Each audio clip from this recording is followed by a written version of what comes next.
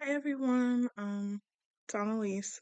Uh, the vulnerable student population track. I chose to talk about bullying. Just a little summary. Bullying is very common with all kid groups, and it can start as early as preschool, so ages 3 to 4.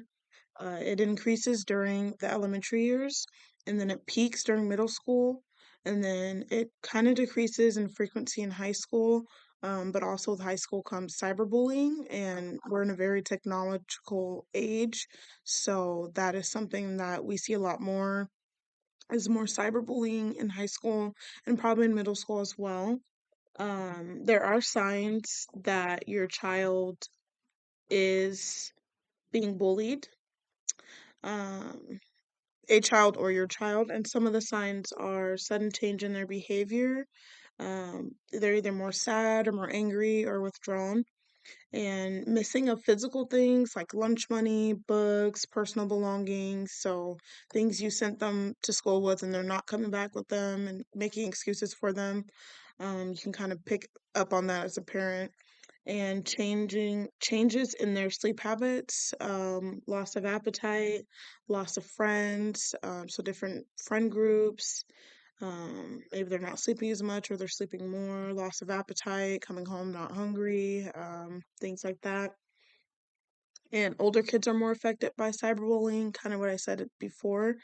Uh, so signs for them will be like depression, maybe getting off social media for a little bit and then getting back on, changes in social media habits, and how to help.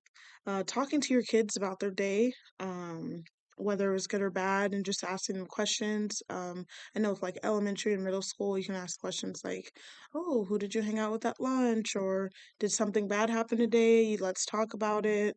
Things like that. So it's really just talking with your child when they get home and not just being like, "Oh, did you have a good day?" and then kind of leaving it at that. So being more in depth and know the signs. So the signs that I listed before, knowing the signs and being aware of those can really help. And the main thing, the most important thing is just being ready to listen when they're ready to talk to you. Because I know for some kids, they might be this is hard for them to come out to their parents and talk to them about like being bullied. So just being able to listen is very important. And then what experience do I have working with bullying?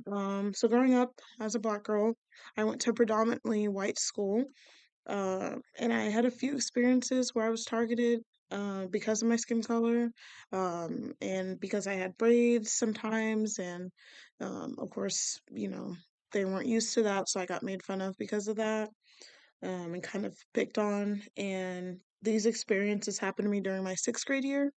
So after that, for my seventh and eighth grade year, I was partially homeschooled. So I only went to a school for 2 days out of the week, and then those other 3 days I did work from home. I actually really enjoyed it. This really helped me like build back up my self-esteem and my self-confidence. And I didn't experience any more bullying after middle school. I ended up going to a public high school where it was a lot more diverse. So I didn't really have a problem with that, thankfully. And something that was new to me that I didn't know is that majority of the United States have both law and policy, like regulations that apply to bullying. So that's something that was new to me. California is one that has both law and policy, and then Arizona only has laws. So, yeah, something new. Thank you.